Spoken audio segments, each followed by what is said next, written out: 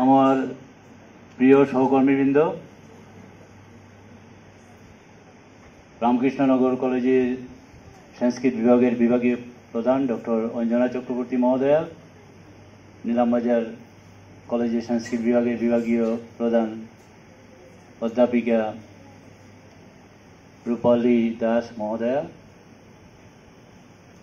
উপস্থিত তিন কলেজের ছাত্রছাত্রীবৃন্দ এবং আমার প্রিয় ছাত্রীরা, আজকে আমরা তোমাদের স্যার ম্যাডামের কাছ থেকে অনেক কিছু শুনলাম সংস্কৃতের ব্যাপারে। তাছাড়া সর্বশেষ যে বক্তব্যটা আমাদের সংস্কৃত বিভাগের অধ্যাপক সংস্কৃতে বললেন, এত সুন্দরভাবে সংস্কৃত ভাষায় বললেন যে সংস্কৃত যে জানে না সেও কিন্তু কিছুটা হলেও 10 থেকে 20% কিন্তু বুঝতে পেরেছে যে কি বলছেন উনি। সংস্কৃত সম্পর্কে আমরা সংস্কৃত বলতে আমরা কি বুঝি? সংস্কৃত বলতে এখনো মনে হয় যে আপাত দৃষ্টিতে তোমরা যারা আছো সবাই বসা আছো, যারা সংস্কৃত নিয়ে পড়ছে তারা তো জানে সংস্কৃতটা কি, কিন্তু তাছাড়াও তোমরা যারা বসে আছো সংস্কৃতের সাবজেক্টের বাইরে সবাই জানো সংস্কৃত মানে বাপরে বাপ, এটা তো মন্ত্র। এবং এই যে সংস্কৃত মানে মন্ত্র, ঠিক না? মানে পূজাতে যে মন্ত্রটা উচ্চারিত হয় সেটাই হচ্ছে সংস্কৃত, কিন্তু সেটা না। তোমাদের স্যার ম্যাডামরা বললেন যে সংস্কৃত আজকের দিনে কোন ভাষায় আমরা কথা বলি? এই অডিটোরিয়ামে আমরা সবাই বাংলা ভাষায় কথা বলি এবং বাংলা ভাষাটা জানি। তাছাড়াও আমরা অনেকটা ভাষাই জানি, ঠিক না? কেউ হয়তো ইংলিশ জানে, কেউ হয়তো হিন্দি জানে, কেউ হয়তো অ্যাসামিজ জানে, কেউ মণিপুরি ভাষা জানে, কেউ মার ল্যাঙ্গুয়েজ জানে।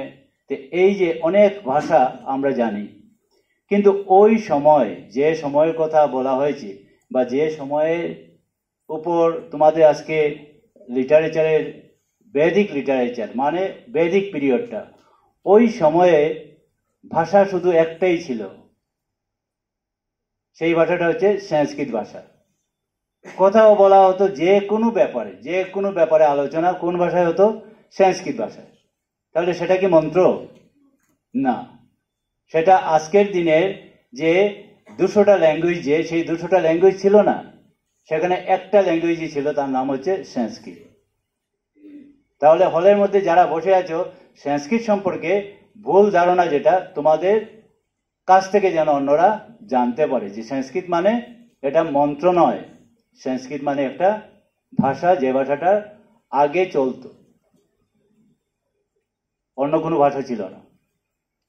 এখন ব্যাপার হচ্ছে এই সংস্কৃত নিয়ে এত আমরা আলোচনা করছি কেন, বা ওই যে এত পুরনো ভাষাটার উপর আমরা গুরুত্ব দিয়ে এখনো চলছি কেন? এটার কারণ হচ্ছে যে বৈদিক পিরিয়ডে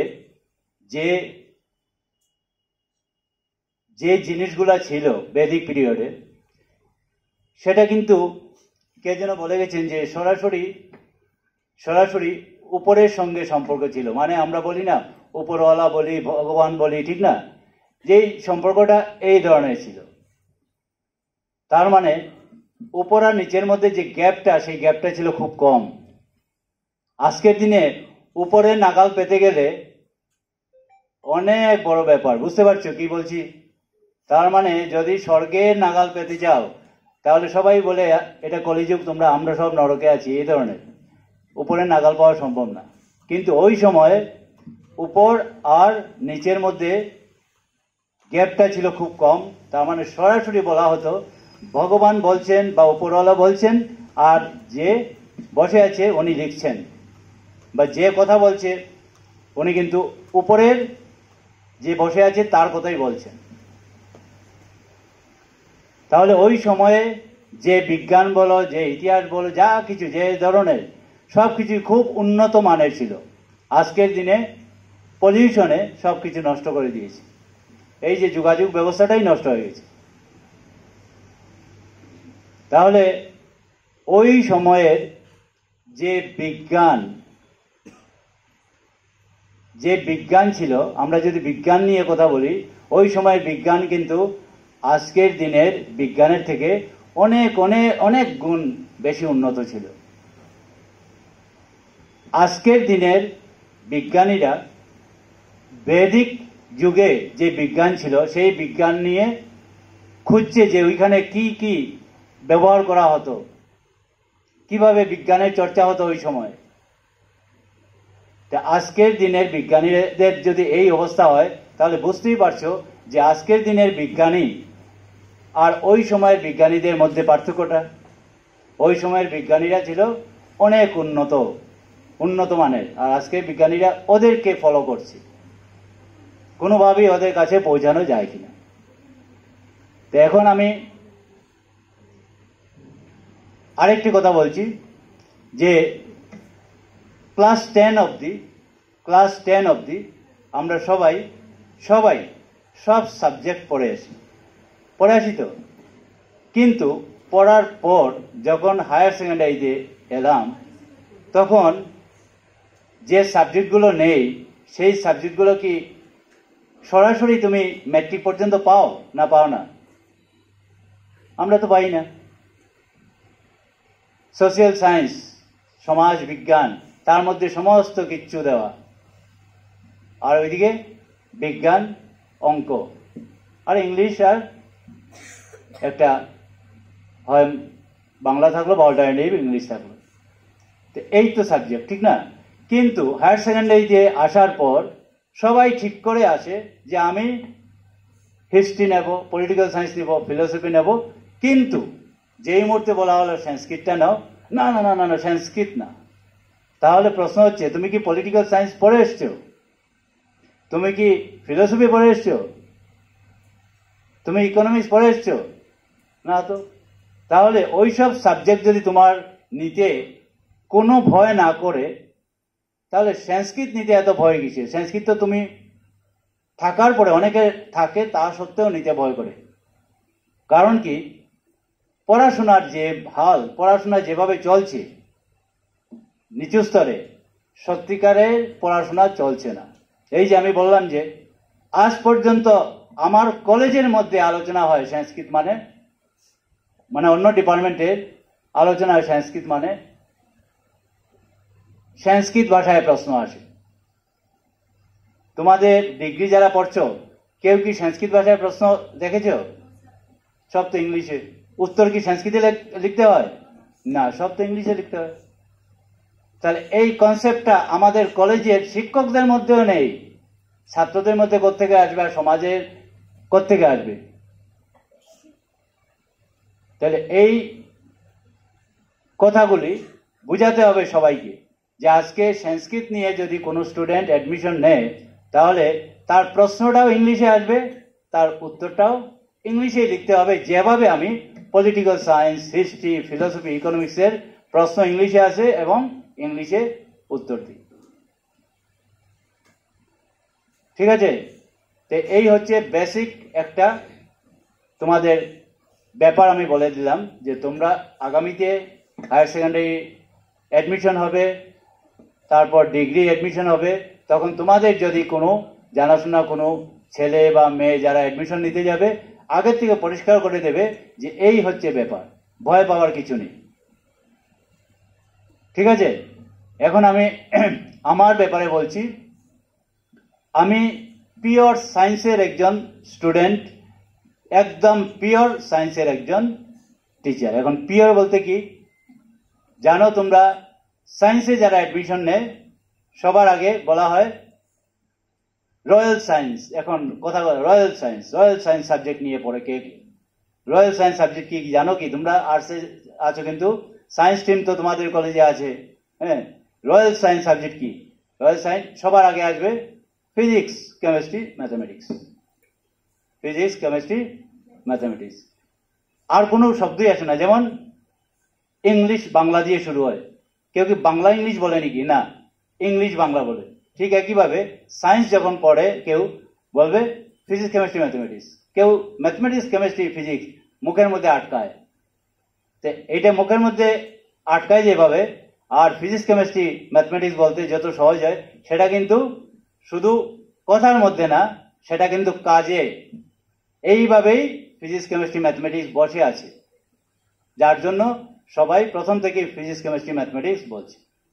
ওই সাবজেক্টটা এখন বলা হয় রয়্যাল সায়েন্সের সাবজেক্ট। ঠিক আছে, এখন আমি আমার কথাগুলি বললাম, আমার কথাটা বলছি যে আমি ফিজিক্সের ছাত্র ছিলাম, ফিজিক্সের টিচার ছিলাম। করিমগঞ্জ কলেজে আমি 24 বছর চাকরি করেছি, ফিজিক্সের হেড ছিলাম। এখন ব্যাপার হচ্ছে আমি যে রিসার্চটা করি যে সাবজেক্টের উপর, তোমাদের ভুল ধারণাটা আমি আর একটু পরিষ্কার করে দিচ্ছি যে আমি যে রিসার্চটা করি সেটা কিসের উপর, সেটা হচ্ছে ফিজিক্স এবং বেদ, এই দুটো নিয়ে। তার মানে বেদের মধ্যে, কারণ কি বেদ হচ্ছে সবচেয়ে পুরনো, বেদের মধ্যে বিজ্ঞান কোথায় লুকিয়ে রয়েছে, তার মানে বেদের মধ্যে ফিজিক্সটা কোথায় লুকিয়ে রয়েছে সেটা নিয়ে আমি রিসার্চ করলাম। এখন রিসার্চ শুরু করার পর আমি দেখলাম যে শুধু বেদ নিয়ে করলে হবে না, বেদ তো আছেই জায়গায়, সবচেয়ে পুরানা, তারপরে আর কোন কোন জায়গায় এই কথাগুলি আছে, সায়েন্সের কথাগুলি আছে। একদম যত রিলিজিয়ন আছে তাদের যত বই আছে সবগুলি আমি কিন্তু ইংলিশ ভার্সনটা পড়েছি। এবং টপিকটা ছিল কি জানো, টপিকটা ছিল বিশ্ব ব্রহ্মাণ্ডের সৃষ্টি। তাহলে বিশ্ব ব্রহ্মাণ্ডের সৃষ্টি নিয়ে ফিজিক্সে যে কথাগুলি আলোচনা হয়েছে সেই কথাগুলি আলোচনা হয়েছে কোথায়, সেই কথাগুলি আলোচনা হয়েছে বেদের মধ্যে বিভিন্ন জায়গায়, কোরআনের মধ্যে বিভিন্ন জায়গায়, বাইবেলের মধ্যে বিভিন্ন জায়গায়। তো এই সবগুলি কিন্তু আমার আলোচনার বিষয় ছিল এবং রিসার্চের বিষয় ছিল। এই সবগুলি পরে তারপর আমার সায়েন্সের ভাষায় আমি সেটা বললাম যে এই যে বিশ্ব ব্রহ্মাণ্ডের সৃষ্টি কিভাবে হয়েছে সেটার একটা বিবরণ আমি দিলাম।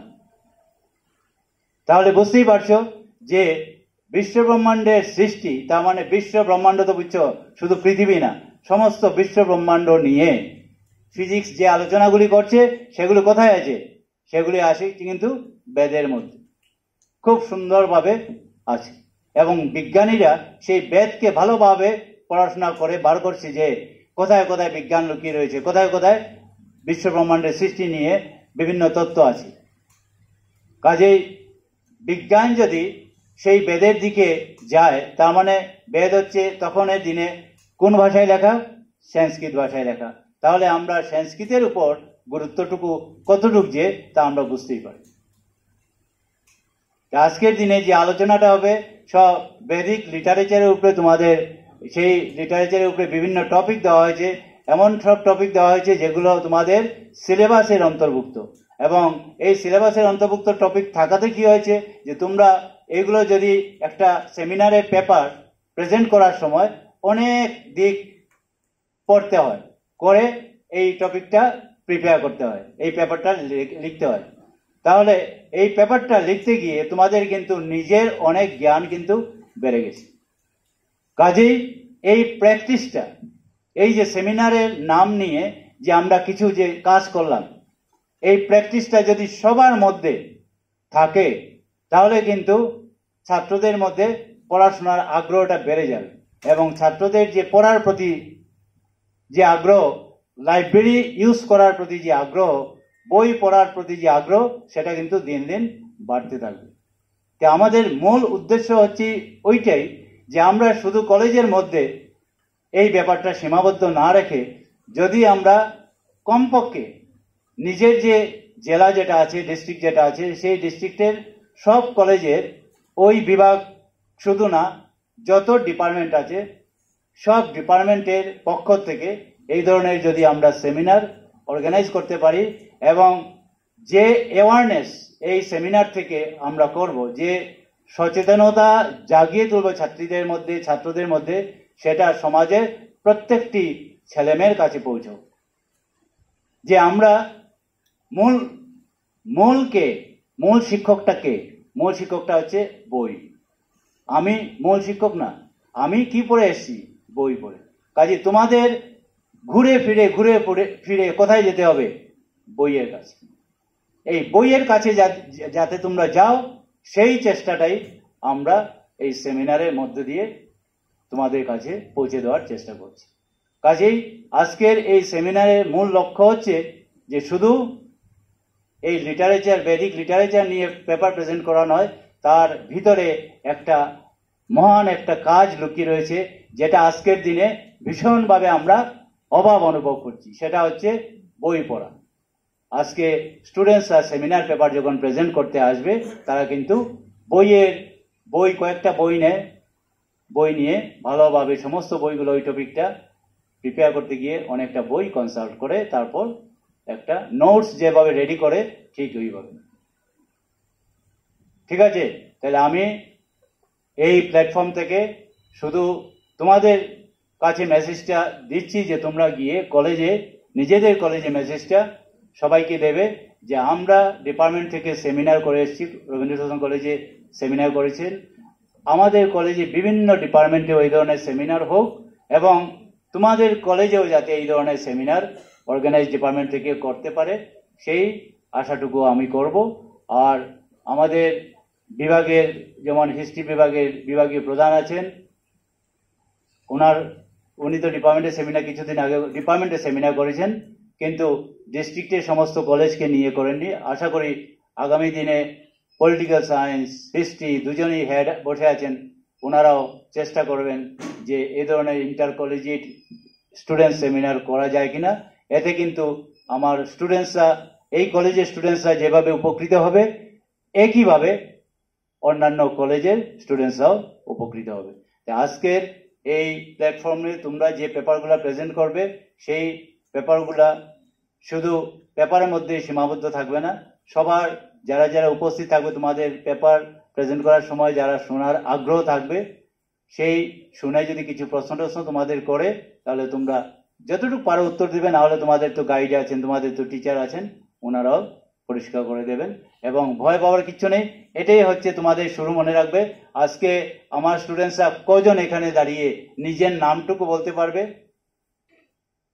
সাহস করে?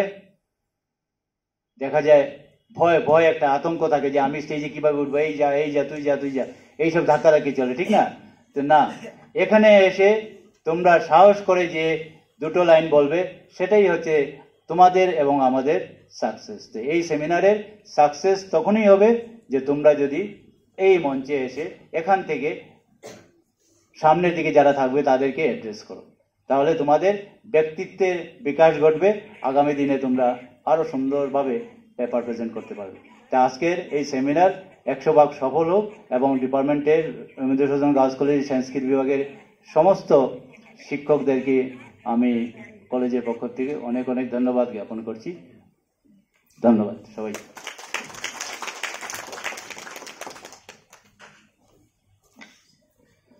ধন্যবাদ জানাই স্যারকে ওনার অমূল্য বক্তব্যের জন্য।